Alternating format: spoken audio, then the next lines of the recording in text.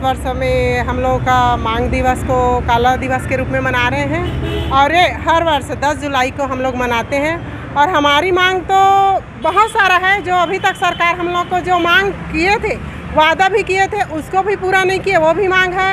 और हमारे बीच जो सहायिका बहनें हैं उनका जो मांग तो भी पूरा नहीं हुआ है, उनका भी मांग है। और हम लोग का जो ग्रेजुएटी का जो अप्रैल 2022 में जो सुप्रीम कोर्ट से फैसला आया है उसको अभी तक के लागू नहीं किया है। सबसे मेन मांग हमारी वही है कि हमारी ग्रेजुएटी को शासन जल्द से जल्द लागू करे।